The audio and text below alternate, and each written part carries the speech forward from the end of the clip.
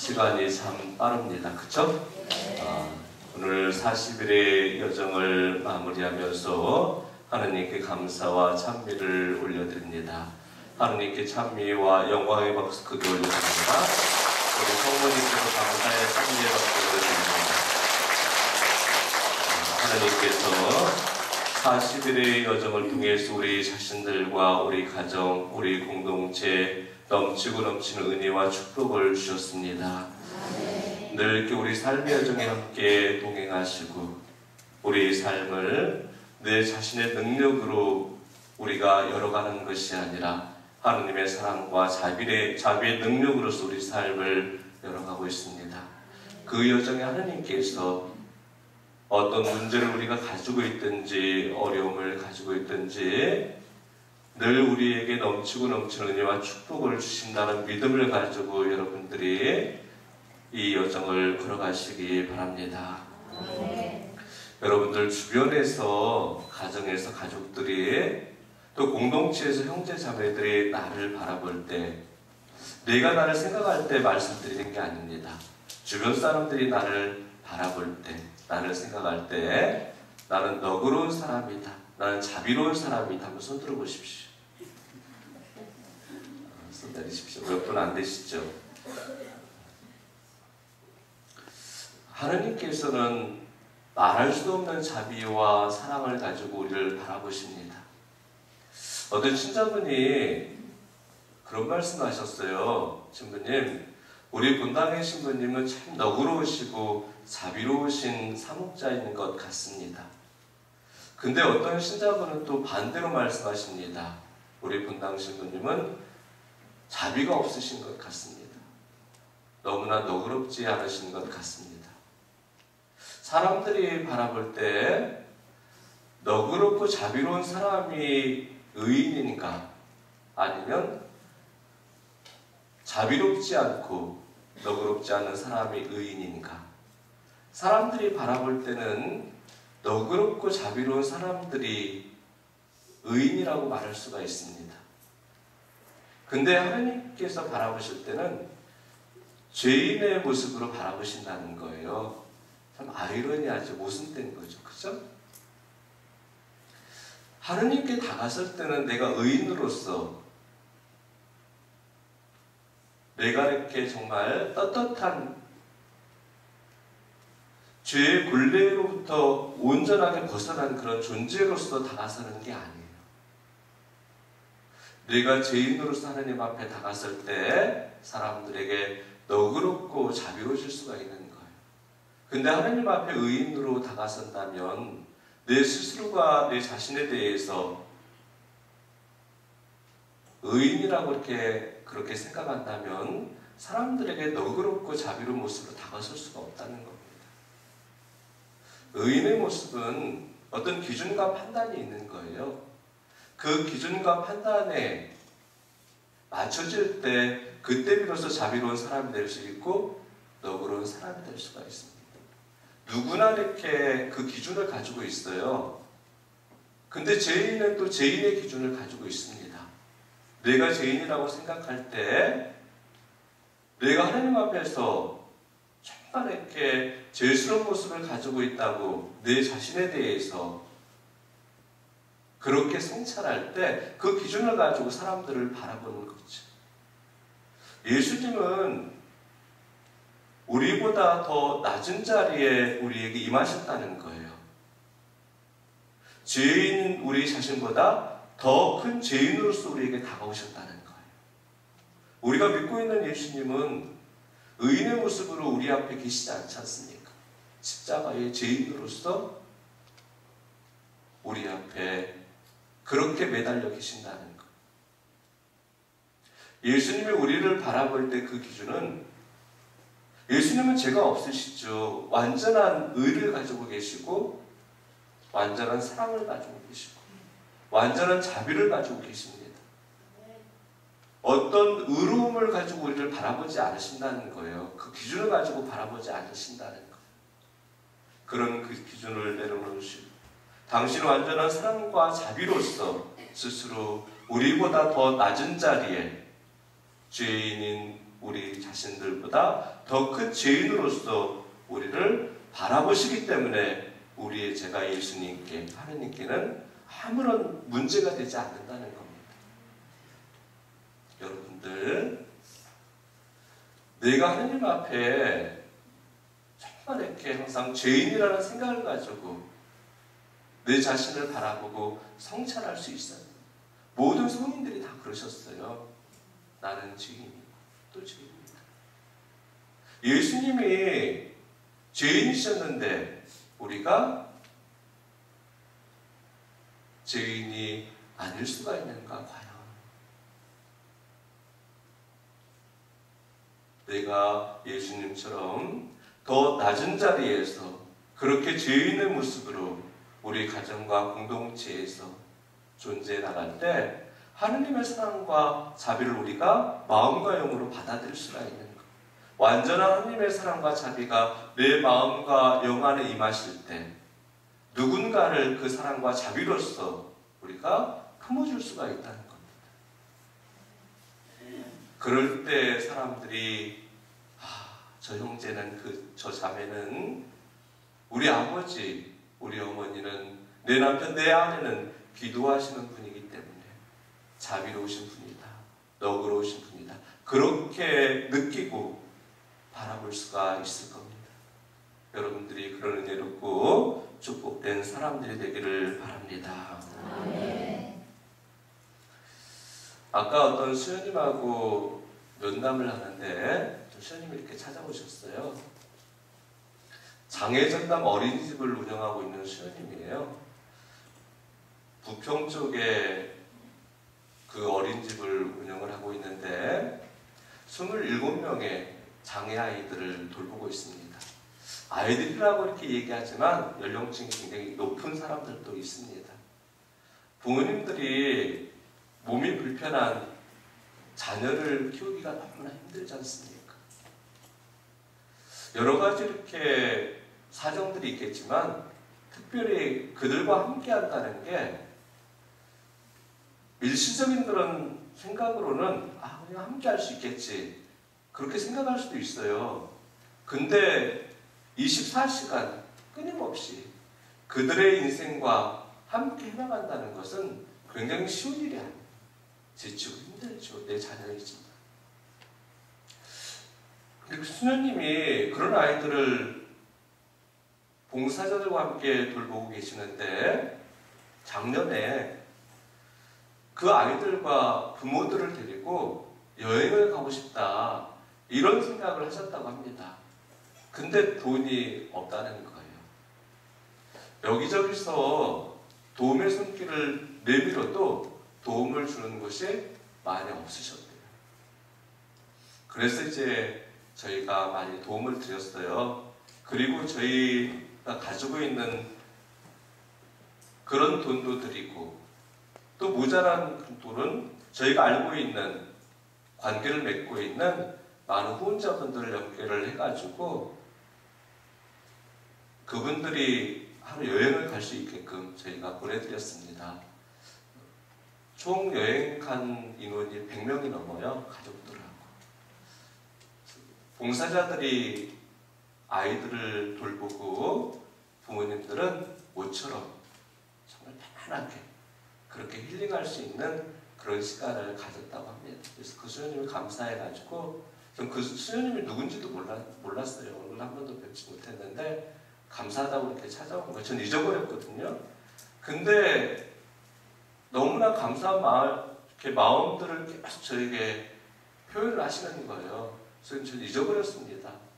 좀 그만 갔으면 좋겠는데 계속 이렇게 앉아서 제가 감기 걸려가지고 몸이 약간 이렇게 그렇게 컨디션이 좋진 않는데 계속 그러시는 거예요. 너무 감사하다고 또 감사하다고. 굉장히 민망할 정도로 그 감사함을 표현을 하시는 거예요. 그리고 언제 다시 갔으면 좋겠다. 언제 다시 갈 수 있을지 모르겠다. 항상 감사하다고 하시는 분들을 저 별로 달가워하지가 않아요. 감사하다고 하시면서 또 이렇게 손을 벌리시거든요. 대부분. 그래서 수녀님께 한번 시작했으니까 매년 가십시오. 수녀님이 매년 가도 될까요? 이렇게 말씀하시더라고요.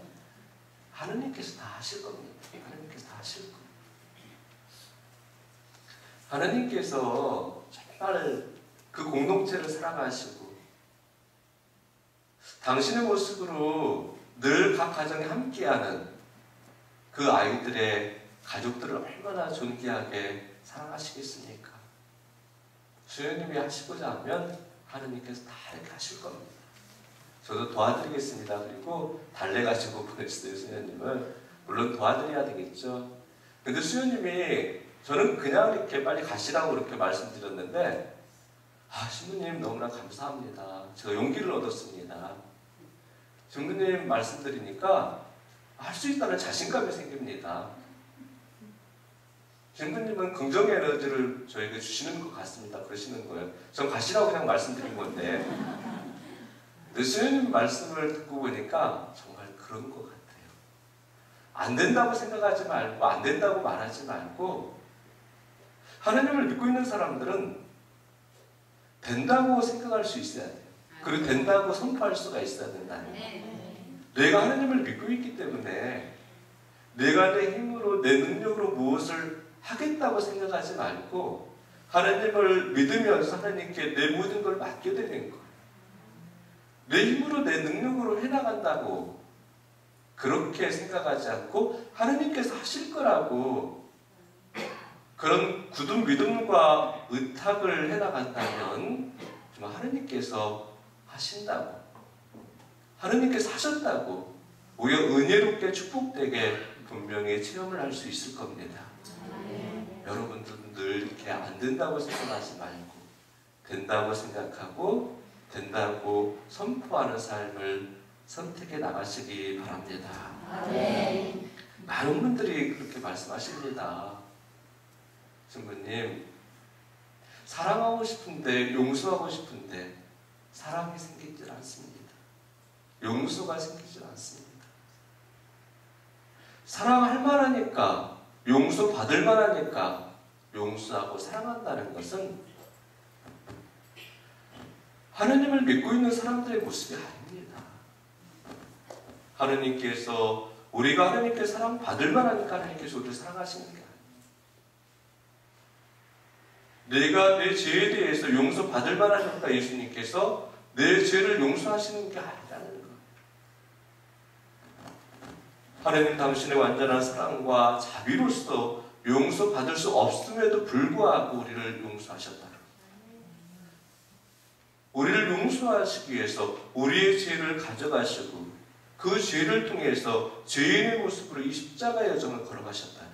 십자가 이외에 우리를 대신해서 죄인의 모습으로 매달려 계신다는 것. 사랑받을 수 없음에도 불구하고 우리를 사랑하시기 위해서 우리와 똑같은 사람이 되셨다는 것. 우리 또한 마찬가지입니다. 하느님께서, 예수님께서 우리에게 보여주신 그 길은 사랑할 수 없음에도 불구하고 내가 한번 걸어갔으니까 그 사랑의 길을 나와 똑같이 걸어가자. 용서할 수 없음에도 불구하고 내가 하느님의 자비로서 용서의 길을 열어놨으니까 너도 용서의 길을 함께 걸어가자. 우리에게 보여주신 하느님의 사랑과 자비. 그래서 여러분들이 사랑이 생기지 않는다고 하더라도, 용서가 생기지 않는다고 하더라도 용서를 선포하고 사랑을 선포하시기 바랍니다. 사랑한다고 생각하고 사랑한다고 말하면 사랑이 되는 거예요.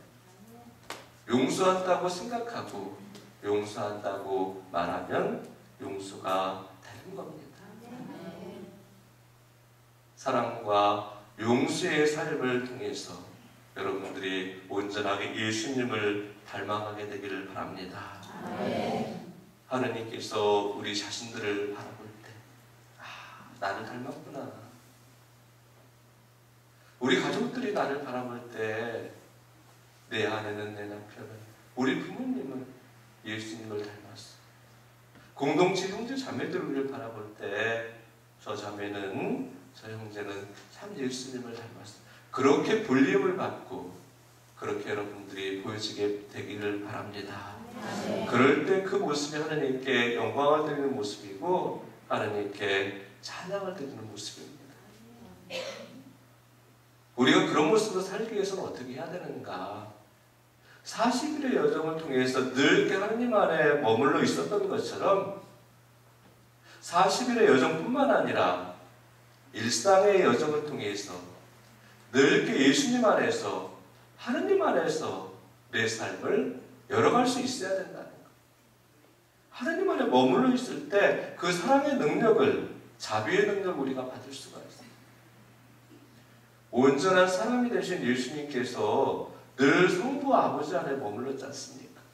지치고 힘들 때마다 이 구원의 여정을 걸어가실 때는 아버지의 그 능력을 통해서 걸어가시는 거예요.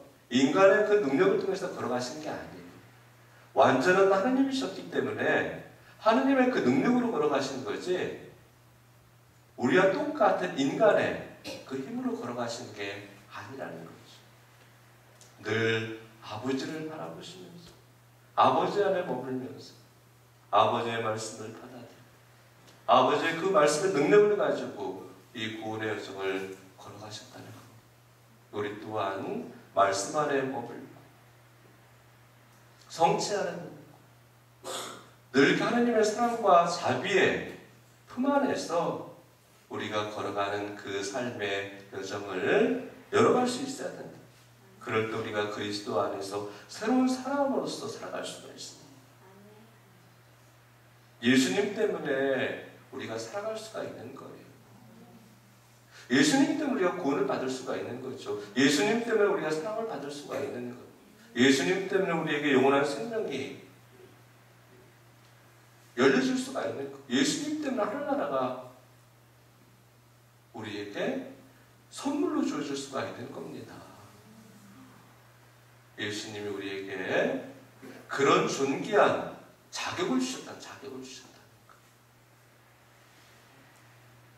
신부님, 예수님 때문에 제가 사랑받는 존재라는 것을 깨닫습니다. 그렇게 말씀하시는 분도 계세요.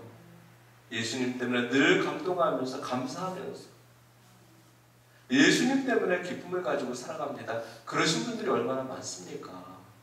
우리 청년들도 그런 아이들, 예수님을 만나고 나서 이렇게 새롭게 변하는 아이들이 참 많이 있다는 것. 예수님을 만난다는 것은 예수님과 함께 동행하는 삶을 체험해 나간다는 것. 기도하는 여러분들이 그런 은혜롭고 축복된 사람들이 되기를 바랍니다. 우리는 하느님이 목적인 삶을 살아갈 수가 있어야 돼요. 내 삶의 목적이 하느님이 돼야 된다. 내 삶의 기준이 예수님이 돼야 된다. 늘 내 생각과 내 기준을 가지고 살아가서는 안 된다는 거예요. 예수님이 죄인의 모습을 가지고 있는 것처럼 죄인이 아니셨지만 완전한 의인이셨죠. 예수님은, 하느님은 죄와 전혀 상관없는 분이세요. 근데 죄인의 모습으로 우리와 함께 하십니다. 그것은 우리의 죄를 가져가셨다는 거예요. 내 고통과 내 아픔을 가져가셨다는 거예요. 내 슬픔을 가져가셨다. 내 불편함을 가져가셨다는 거예요. 당신이. 그럼으로써 우리가 치유가 되고 회복이 된다는 거예요. 누군가에게 제가 아까 말씀드린 것처럼 너그러운 사랑으로 다가선다는 것, 자비로운 사랑으로 다가선다는 것은 바로 그 모습입니다. 누군가의 불편함을 이해한다는 것은 그 불편함을 내가 받는다는 것. 누군가의 상처를 내가 대신 견뎌낸다는 겁니다.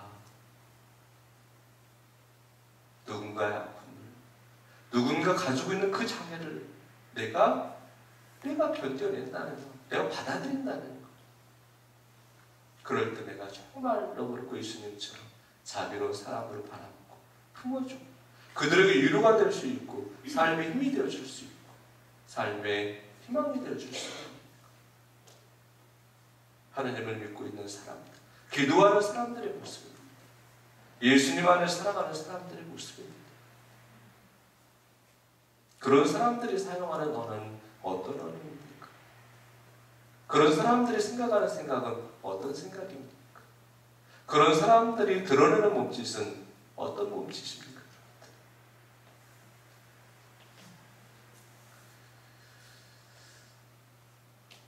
여담이지만 신부님들 중에서 많은 분들이, 물론 이렇게 10명이 모든 신부님이라고 이렇게 말씀드린다면 한 3명, 4명은, 많게는 3명, 4명이죠. 사회생활 하다가 신부님이 되신 분들이 많아요. 그 5명, 6명은 그냥 이렇게 쭉 고등학교에서 일반 가톨릭 대학 가서 사제가 되신 분들이죠. 지금도 신학교에 입학하는 신학생들 보면 일반 대학교 졸업하고 사회생활 하다가 온 그런 신학생들이 3명, 4명 정도 됩니다.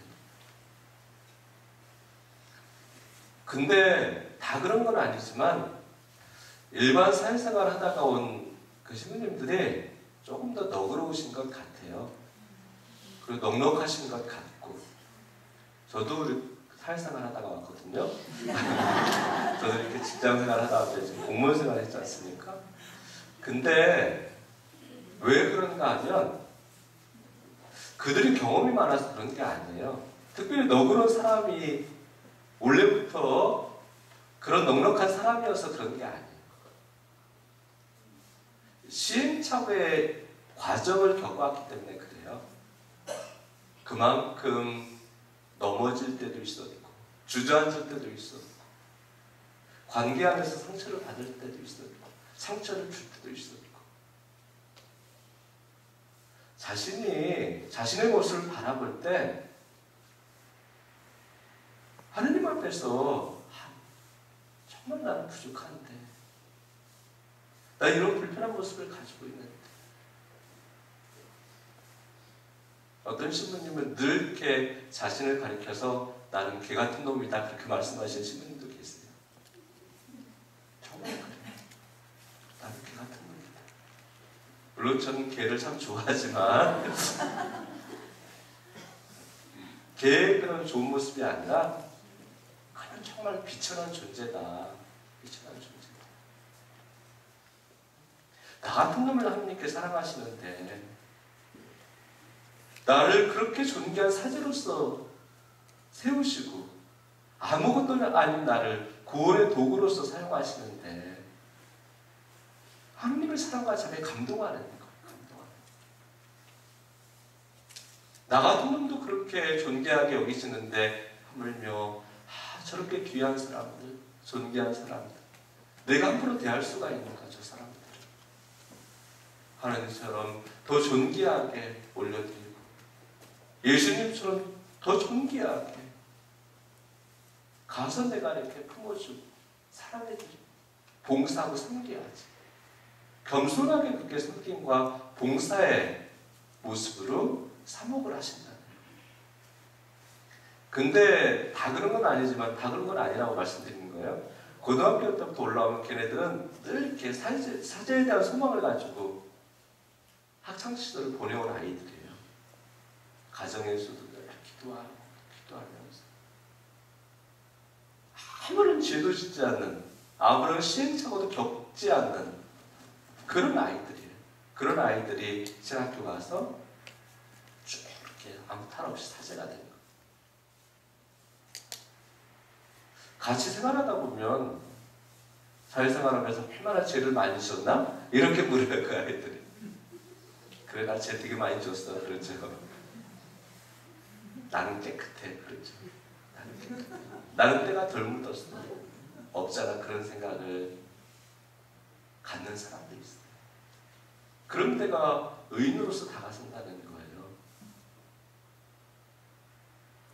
나는 하나님 앞에 의인이야. 그래서 하나님이 나를 사제로 세우셨어. 나는 흠없는 사람이야. 너네들이 구원받기 위해서는 너네들의 흠이 없어져야 돼. 회초리거든, 회초리. 하나님 기준이 없어요. 기준은 인간이 세우는 거, 인간이 세우는 거. 하나님께는 기준이 없습니다. 우리가 구원받는 데는 기준이 없다는 거. 하나님의 기준은 뭔가? 사랑과 자비, 사랑과 자비.